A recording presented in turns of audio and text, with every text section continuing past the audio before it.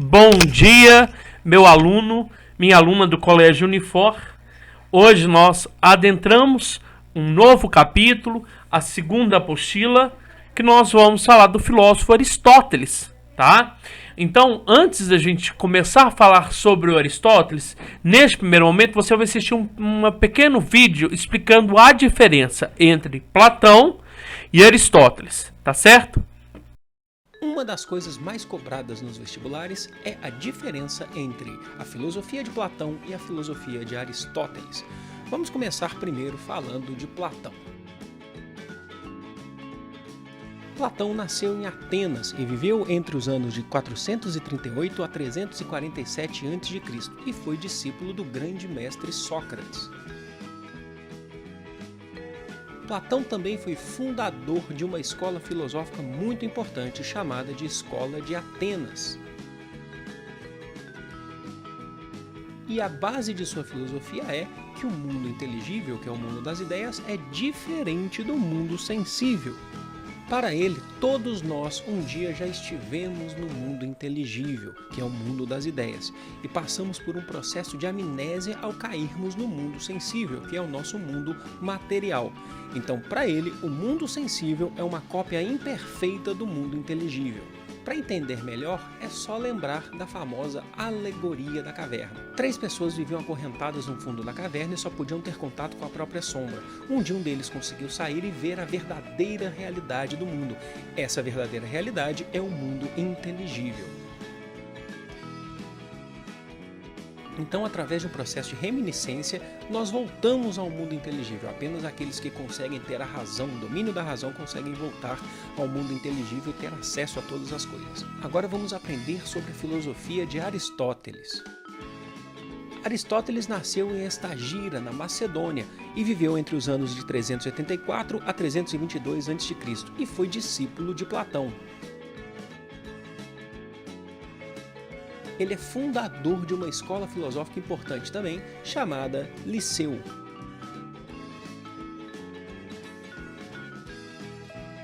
E o que diferencia Aristóteles de Platão é que, diferente de Platão, Aristóteles acreditava que o mundo sensível era capaz de gerar conhecimento.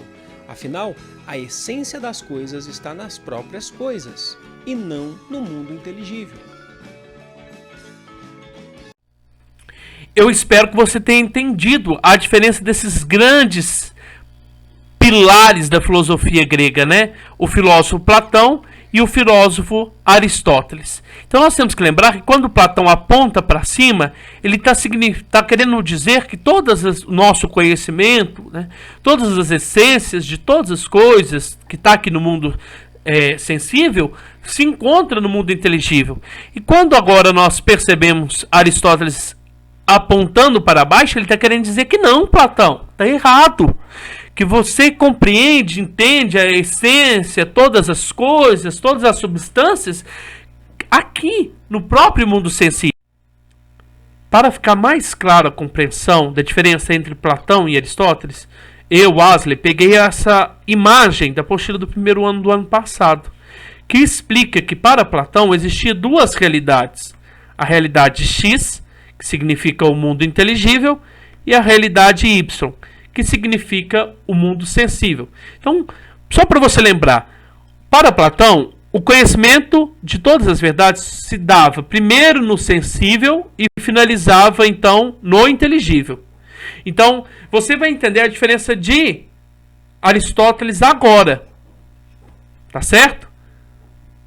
O Aristóteles vai fazer de diferente? Ele vem fazer uma conexão entre o mundo inteligível, né, com o mundo sensível, criando na realidade não um mundo Z, tá?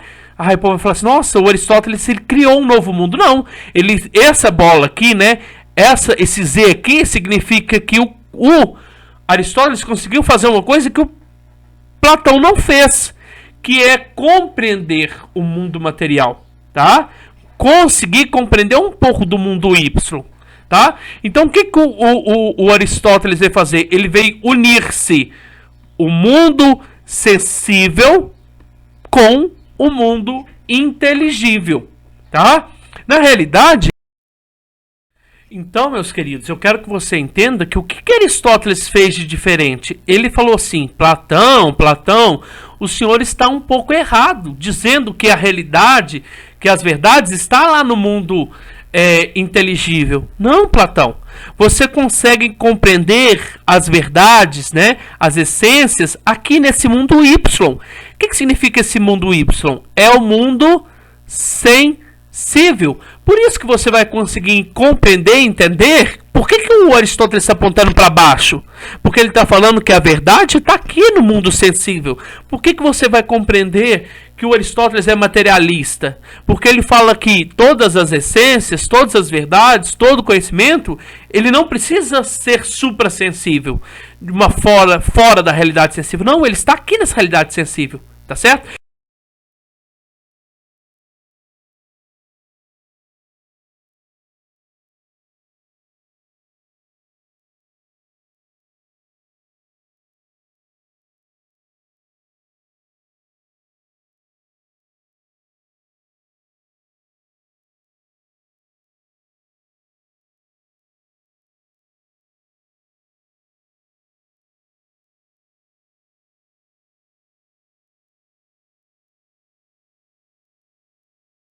Então, eu espero que você tenha entendido a diferença entre Platão e Aristóteles. Agora, o professor vai explicar como se dá o processo do conhecimento em Aristóteles. É um professor da rede de Poliedro, tá? Então, fique atento e preste atenção nesses 5 passos que processam o conhecimento em Aristóteles. Lembrando, então, que o conhecimento das coisas se dá aqui na realidade sensível e não na realidade inteligível. Eu gosto muito de demonstrar como que essa teoria do conhecimento aristotélica, ela faz sentido, né? Então, dá uma olhadinha aqui, ó. Tudo começa com uma sensação. Um dos seus sentidos é ativado. Então, vamos imaginar que você está assistindo essa aula, me vendo e me ouvindo. Então, os seus sentidos foram ativados. Através disso, eu espero que essa aula, né, esse conteúdo, ele gere uma impressão em vocês. Então isso vai ficar na memória, guardado na memória de vocês. Essa memória de vocês sobre essa aula vai se tornar um conjunto de experiências que vocês acumularam. E aí quando você for, por exemplo, tentar usar um argumento de filosofia na redação, você vai usar uma técnica, vai tentar adequar essa técnica e a partir dessa técnica você vai começar a criar conceitos, teorias. É aquela velha história. Talvez a gente não pense em algo se antes a gente não experimentou alguma provocação na nossa vida material, que para Aristóteles é a vida real. O mundo material é o mundo que eu sinto, que eu vejo. Então, o Aristóteles nega partes da teoria platônica ao dizer que as coisas não descendem de um mundo superior, de um mundo das ideias, mas as ideias só são criadas dentro da gente, na mente da gente, porque somos alimentados pelos nossos 5 sentidos. Então, os sentidos devem ser considerados, os sentidos devem ser colocados como primordiais e não devem ser negados. Então, por exemplo, queimei a mão no cabo de uma panela. Então, fui lá cozinhar, né, na minha quarentena, uma coisa que a gente faz sempre em casa, né, cozinhar um miojo que seja. Queimei a mão no cabo da panela. Sensação, dor, o meu tato foi afetado. Isso vai ficar na minha memória da próxima vez que eu for fazer um miojo, que a fome vai voltar, vou ter que cozinhar de novo, eu tenho uma experiência já prévia. Eu vou lembrar disso e vou tentar criar uma técnica, vou pensar numa técnica, uma técnica, né, uma forma prática de evitar queimar a mão na panela. Ou seja, jogando água no cabo da panela, ou seja, enrolando a mão num pano de prato, ou usando uma luva. Só que se eu ficar pensando toda vez, eu tenho que adequar uma técnica, não seria mais interessante eu começar a refletir? Por que o calor está se espalhando pelo cabo da panela, que deveria ser o ponto da panela mais seguro? Né? Por que o calor está passando pelo cabo da panela? Que tipo de material foi usado? Por que o calor está passando pelo cabo da panela? Então é muito importante lembrar que você vai acabar chegando nas discussões físicas, você vai acabar chegando nas teorias, nos conceitos. Né? Então, quer dizer, talvez, gente, aquela imagem que usam do Newton, né? Ele está sentadinho lá embaixo da macieira, cai uma maçã e ele vê, e a partir da visão ele começa a elaborar hipóteses. Talvez isso, essa história, né, ela tem uma base aristotélica, na verdade. Talvez Aristóteles seja a grande inspiração para isso. Se ele não tivesse visto o fruto cair, se ele não tivesse, a partir daquele momento, se provocado, será que ele teria desenvolvido a teoria física dele? Então é isso que a gente está colocando em discussão na aula de hoje. É isso que eu queria que vocês chegassem na aula de hoje. Pensassem que muito do que a gente pensa, reflete, imagina, vem das nossas sensações materiais. Então não dá, segundo Aristóteles, para desprezar os sentidos. Não dá para viver imaginando as formas geométricas dentro de uma academia. Platão fez isso e Aristóteles vai criticar imensamente Platão nesse sentido. Agora é a terceira parte da sua aula. Nessa terceira parte, você vai conseguir entender quem foi Aristóteles, por que ele conseguiu superar Platão. Você já sabe que ele extinguiu o mundo inteligível, né? Você sabe que para conhecer todas as verdades, basta você compreender as coisas aqui na realidade, no mundo sensível. Então, por que nós podemos classificar o Aristóteles como um filósofo sistemático? Porque ele conseguiu reunir muitas coisas, muitas informações. Tá? Sistematizar significa organizar todo o conhecimento, tá certo? E agora o professor Gui, então, ele vai conseguir resumir todas essas filosofias, então, do filósofo Aristóteles, tá certo? Então, desde já, eu quero que você preste atenção, porque ele vai dar uma pequena introdução para depois de você entender a ética, a política, o processo cognitivo do homem. Tá certo? É que ele vai fundar uma nova escola, uma escola de base materialista, uma escola que até hoje recebe o nome de Liceu Aristotélico, tá? Então o Liceu é uma escola mais pragmática que tenta imaginar, né, como sistematizar o conhecimento em áreas do conhecimento. Então a gente fala que o Aristóteles é um grande sistematizador da filosofia, porque ele vai tentar decidir quais disciplinas seriam importantes numa escola, além da geometria, além só da filosofia, para que você entenda o mundo material, para ser um cidadão completo no mundo material. Então a ideia dele é uma ideia bastante pragmática. Óbvio que na escola dele você teria as disciplinas teóricas, né, que ele organizou em primeiro lugar. O mais importante para ele não é a geometria, é a biologia. Tá? Então a biologia faz com que a gente veja a transformação, né, o movimento dos animais, a transformação da vida. Então para ele essa dinâmica do movimento é muito importante na biologia. Tanto é que ele foi professor de Alexandre o Grande, Alexandre da Macedônia, Alexandre Magno, e como tutor do Alexandre, ele sempre ensinava o Alexandre a buscar novos elementos. E então Alexandre mandava para o Aristóteles na Grécia, quando ele se expandiu para a Ásia, ele mandava espécimes de animais para ele estudar. Então existia toda uma troca entre o Alexandre, né, e seu mestre, seu professor Aristóteles. Então biologia, preciso analisar as características da vida dos animais. A biologia é muito ligada a essa ideia do movimento. Então principal disciplina para Aristóteles é a biologia. É claro que a gente teria aqui, né, outras disciplinas como a física. Então, a física aristotélica, a gente tem 8 livros de física do Aristóteles, né? E os professores de física podem falar isso melhor do que eu, a maioria deles muito contestado. Que ele é uma base importante? Né? E algumas pessoas ignorantes responsabilizam Aristóteles dizendo: é culpa dele que o Ocidente não se desenvolveu por mais de 1000 anos, porque os livros dele estão errados. Pera lá. Ele escreveu, ele deu um passo, ele criou uma base. Agora, se no Ocidente a gente ficou repetindo isso sem questionar durante 1000 anos, a culpa não é do Aristóteles.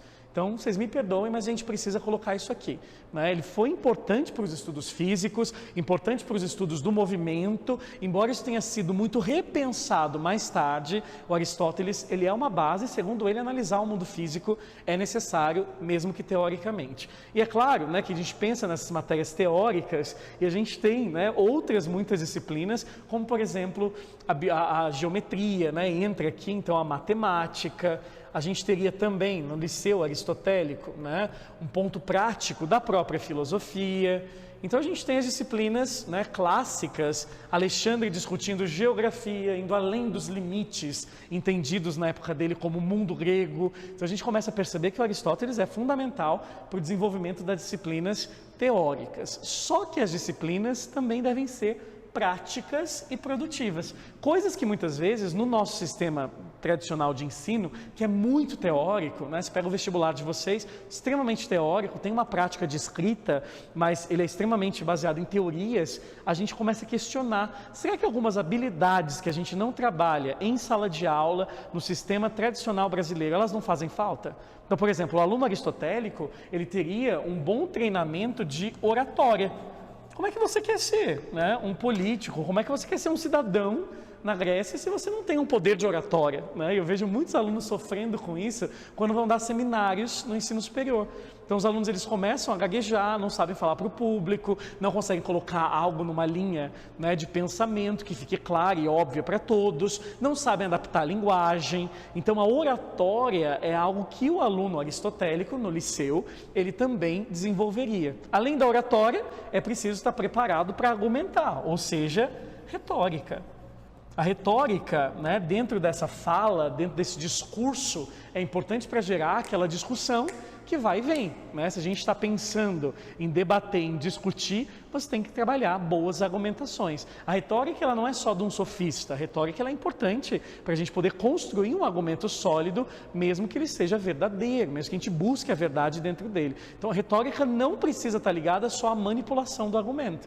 Tá? Então a retórica ela é importante para haver um diálogo forte e bem estruturado. E não acontecer aquelas coisas que acontecem quando você não tem um treinamento retórico, sabe? Alguém vem e fala algo na sua cara, você demora 5 minutos, 10 minutos, um dia para responder. Pera lá, é preciso vai e vem, é preciso esse bate-bola, é preciso que tenha lógica, seja sólido e vocês tenham um compromisso com essa discussão. Então a retórica, nesse sentido, é uma prática bastante interessante. E outras práticas produtivas que a gente colocaria aqui, outras disciplinas teóricas, práticas e produtivas, a gente tem a questão da arte. Quando eu falo da arte, né, é muito importante que a gente tenha, em breve, terminando o período clássico, uma aula sobre arte para a gente comparar a visão do Platão, do Aristóteles, mas já vou dar uma dica para vocês já na aula de hoje. A arte não é só compreender a arte. Para o Aristóteles é também fazer a arte. É preciso a prática, é preciso a tecne, é preciso a técnica. Então a arte e a técnica, elas andam juntas. E tem toda uma visão de proporcionalidade, de matematização, que é típica do Aristóteles, que vai ser retomada mais tarde no Renascimento Cultural. Então a gente fala muito disso nas aulas, né? A arte, tem uma obra muito importante dele que é a Poética. Vou até colocar aqui para vocês. A poética ela é muito utilizada para a construção de obras literárias, de peças, né, teatrais, então a dramaturgia. Então alguns elementos da poética, a gente vai trabalhar na aula de arte aristotélica e platônica, quando eu comparar os dois, alguns elementos que eles são fundamentais para a gente debater. Por exemplo, não pode ficar no mesmo ritmo a história. Então quando você está contando uma história, você tem que oscilar a emoção do seu espectador. Então você não pode simplesmente deixar só drama ou só comédia, é preciso essa oscilação para mexer com o emocional das pessoas. Então ele ensina você a manipular o discurso, manipular a escrita, manipular para você gerar resultados, a catarse, a identificação. Então perceba quando um filme é muito dramático, né, o filme é só desgraça. Você olha o filme e fala, cansou, 10 minutos de filme, meia hora de filme já cansou. Aqui que vem o cinema fazendo? O alívio cômico. No meio daquela desgraça, vem alguém fazendo uma piadinha ou alguma coisa bonitinha que acontece e fala, legal. Depois vem de novo a desgraça. Esse vai e vem emocional, ele pode ser analisado no cinema hoje em dia, mas a ideia original é do Aristóteles, né? Ele coloca muito isso. A quebra de expectativa. Um ponto importante. Outro ponto é a virada do herói. Então a ideia, né, de que está tudo dando errado e de repente vem e vira. Ninguém gosta de ver alguém que só é uma decepção e só gera essas decepções. A gente gosta de ver pessoas que trazem para a gente uma mensagem de esperança perante a vida, que conseguem dar a volta por cima. Então faz seu personagem ter tudo de ruim e errado e depois a volta por cima, né? Então as características que a gente vê no teatro, no cinema, na TV, a gente consegue atribuir elas basicamente ao Aristóteles. Ele está criando aqui, gente, um indivíduo que é um indivíduo que também vai ter como disciplina prática produtiva a política. tá? Que a gente vai ter uma aula de Aristóteles, basicamente falando de política e ética, tá? As próximas aulas do Aristóteles, mas política. Lembrem que política é cuidar do bem comum, é tentar pensar na comunidade. Então, o cidadão, né, ideal para ele, esse cidadão aristotélico, é um cidadão que ele teria todas essas habilidades e estudaria o mundo material e se tornaria um bom cidadão, um cidadão extremamente completo. A pergunta que eu jogo para vocês em casa é: que cidadãos completos vocês são se você não sabe falar em público? Se você não sabe responder rapidamente questionamentos, se você não tem a mínima ideia de como interpretar e nem como construir tecnicamente a arte, né, e pensando na poética e na política, como é que você vai entender isso se você não coloca em prática a política? Então, a política para Aristóteles não é só uma discussão feita por alguns. A política para Aristóteles é algo que é intrínseco ao ser humano. Você deve já ter imaginado a frase que eu vou citar aqui agora. Para Aristóteles, o homem é um animal político por excelência. Se o ser humano é um animal político por excelência, nós estamos sendo políticos o tempo inteiro. Seja num grupo de condomínio do WhatsApp, seja numa sala de aula, seja na minha relação com os meus alunos que estão em casa. Então, existe esse viés político em basicamente tudo que ele analisa. Ele também vai analisar formas de governo, modelos, vai fazer suas críticas à democracia, não críticas tão intensas como a do Platão, que ele vê algumas vantagens na democracia. Então tem muita coisa para analisar numa aula de Aristóteles.